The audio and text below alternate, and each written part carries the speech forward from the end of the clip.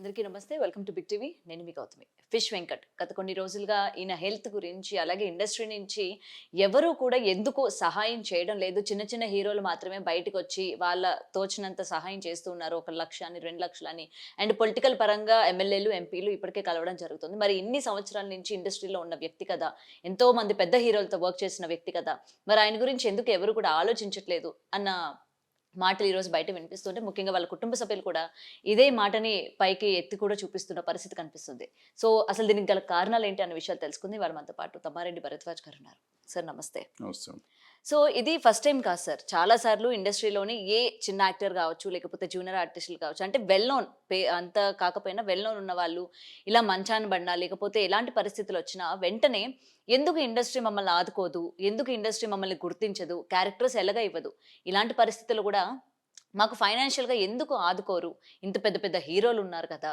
మమ్మల్ని ఎందుకు కనీసం చూడను గూడా చూడరు అని చెప్పి చాలా మంది మాట్లాడుతూ ఉంటారు. సో, ఏం చెప్తారు సార్ దీని గురించి? అంటే ఎవ్వరు ఎవరి కోసం ఫ్రీగా సర్వీస్ చేయరమ్మా. హ్మ్. మనం పని చేసుకునేటప్పుడు మనం జాగ్రత్త పడాలి. రేపు నా నా భవిష్యత్తు ఏంటి? ఇవాళ నేను రూపాయి తీసుకుంటున్నాను కదా! నా భవిష్యత్తు కోసం పావలాన్న దాచుకునేటట్టు ఉండాలి మనం. నేను మొత్తం ఉన్నదంతా నేను వేస్ట్ చేసుకుని రేపు నాకు జబ్బు చేసినప్పుడు నాకు ఎవరో చేయాలంటే ఎందుకు చేస్తారు? హ్మ్. ఎవరికి ఎవరిక్కడ? ఒకప్పుడు మేము సినిమాలు మా అద్దట్లో చేసే రోజుల్లో నిజంగా ఫ్యామిలీ లాగా ఉండేవాళ్ళం.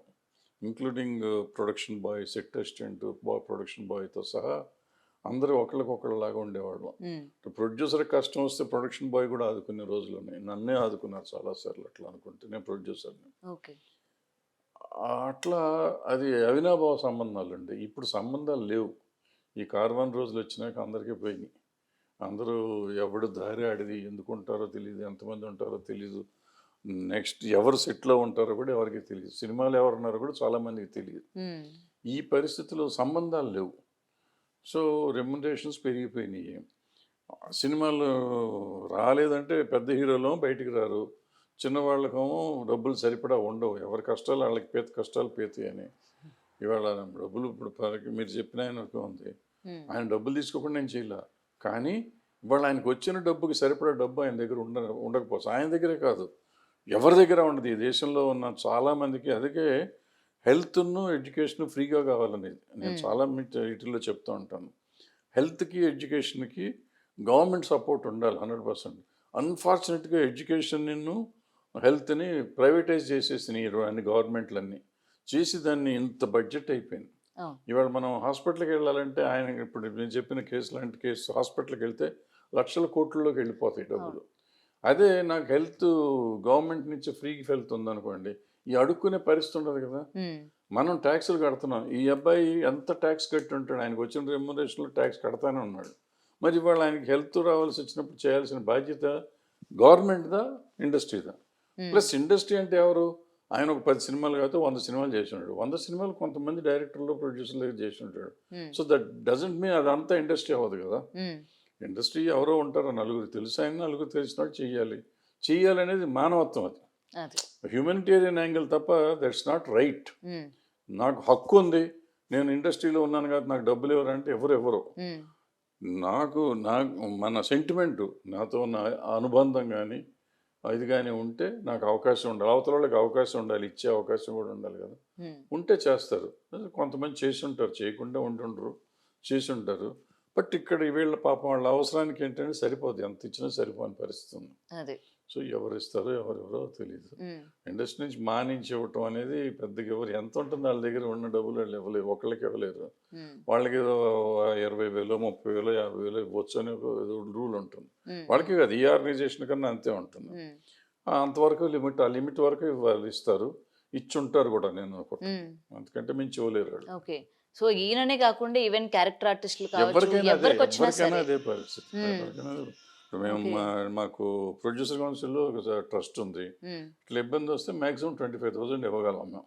హుహు. 5,000 ఇప్పుడు ఎడ్యుకేషన్ లోన్ ఇస్తాం. ఎడ్యుకేషన్ కన్నా లోన్ కాదు ఫ్రీగానే ఇస్తాం. హ్మ్. పిల్లలు చదువుకుంటుంటే 5,000, 10,000 ఇస్తాం. పెళ్ళిళ్ళైతే ఇస్తాము. ఇట్లాంటి జబ్బులొస్తే ఇస్తాము. అంటే హ్మ్. మాక్సిమం 25,000 అంతకంటే మేము ఇవ్వలేమన్నమాట. ఓకే.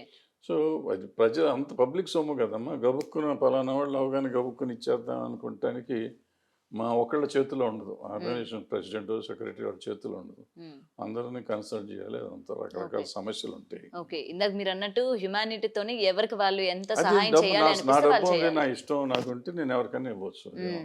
అదే. సో, ఇలా వెంటనే ఇండస్ట్రీని దూషించేయడం అండ్ ప్రతి ఒక్కళ్ళు కూడా వెంటనే ప్రశ్నిస్తూ ఉంటారు. మీ వాళ్ళనే మీరు ఆదుకోరు. ఇన్ని కోట్లు పెట్టి మీరు సినిమాలు తీస్తూ ఉంటారు. ఇవాళ తెలుగు ఇండస్ట్రీ ఎన్ని కోట్లు బావుంది ఇవాళ, గదా! ఎన్ని అని. కోట్ల సినిమా రిలీజ్ అవ్వాలంటే వాళ్ళకి వణుకు వస్తుంది. అది ఎక్కడ ఆ రోజు రిలీజ్ అయ్యే రోజు వాళ్ళ పరిస్థితి ఎవరికి తెలుసు? పెడతాం రైట్. పేరుకి అందరూ కోట్లు పెట్టారు, కోట్లు పెట్టారు అంటారు. హ్మ్. ఇప్పుడు మనం ఛానల్స్లో పనిచేస్తున్నాము. మన ఛానల్స్ వాళ్ళు మనకు జీతం ఇవ్వలేని పరిస్థితులు, ఎందుకంటే కోట్లు పెట్టారు కదా ఎందుకు ఇవ్వరు అంటారు. మనం హ్మ్. ఆడి కష్టాలు ఆడి, పీత కష్టాలు పీత, సీత అంతే. కష్టాలు సీత అని ఏముంటుంది అది. ఇప్పుడు అదే. వాళ్ళు ఎంప్లాయ్మెంట్ ఇస్తున్నారు. హ్మ్. మరి మనకి ఎంప్లాయ్మెంట్ ఇచ్చి జీతం ఇస్తున్నారు కదా, వాళ్ళు ఎందుకు డబ్బులు మనకి ఇంకివ్వట్లేదు అంటే ఇవ్వలేరు. పరిస్థితి లేదు. వాళ్ళు ఎక్స్‌పెక్ట్ చేసి ఉంటారు. కోట్లు వస్తాయని చేసి ఉంటారు. సో, ఇవాళ సినిమాలు సక్సెస్ రేట్ ఎంత ఉంది? 3-4% ఉంది. హ్మ్. అంటే 97% ఫెయిల్యూర్‌లో. ఈ 97%లో మీరు ఇండస్ట్రీ అంటే ఈ 97%గా. వీళ్ళని మీరు అడిగితే ఏమిస్తారు? ఆళ్ళే అవును. అడుక్కుంటున్నారు.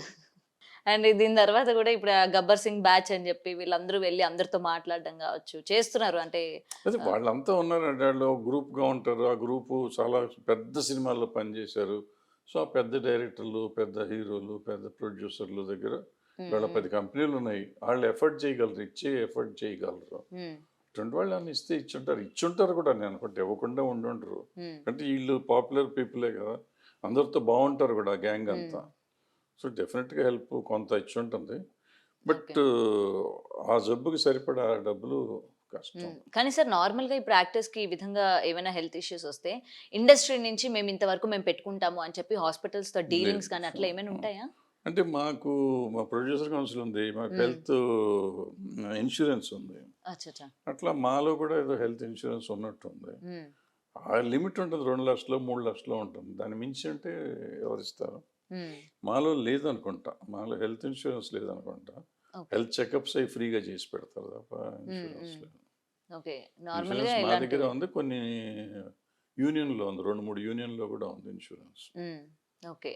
సో, ఏదైనా సరే జనాలు ఈ ఒక్కటి గుర్తుపెట్టుకోవాలైతే వెంటనే ఇండస్ట్రీ మీద ఏసేయడం వాళ్ళు ఏ రావట్లేదనడం. ఇండస్ట్రీలోనే అవ్వరమ్మా. అంతే. ఎక్కడా జరగదు. అందుకనే ఎందుకంటే ఈఎస్ఐలు ఏ వరదలొచ్చినా, ఏ అయి డిజాస్టర్స్ ఎట్లాగో వచ్చినా గూడా అప్పుడు కంబైన్డ్‌గా గూడా అందరం చేస్తాం కాబట్టి, మొత్తం అదే. నేషనల్ కెలామిటీ కాబట్టి అందరం కలిసి పని చేస్తాం. హ్మ్. ఇది ఇండివిడ్యువల్‌గా వచ్చేటప్పటికి చేయటం కష్టం అవుతుంది. హ్మ్. దీనికేంటంటే నేను ఫెడరేషన్‌లో ఉన్నప్పుడు అప్పుడు చెప్పాను.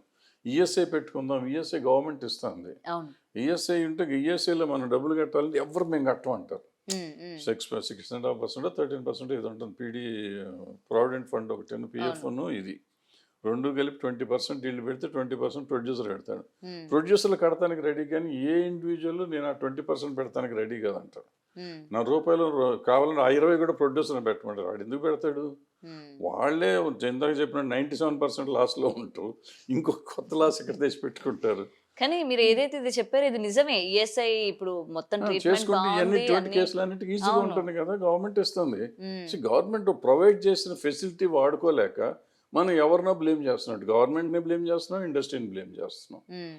మనకు ఫెసిలిటీస్ ఉన్నాయి. ఎందుకు వాడుకోరు అనేది ఎవరు అడగరు. హ్మ్. ఎవళ్ళకి అవసరం కూడా లేదు. దేని మీద ఎవరు కాన్సంట్రేట్ చేయరు. ఈ రోజు గడిస్తే చాలనే ఫీలింగ్‌లో వెళ్ళిపోతున్నారు అంతే.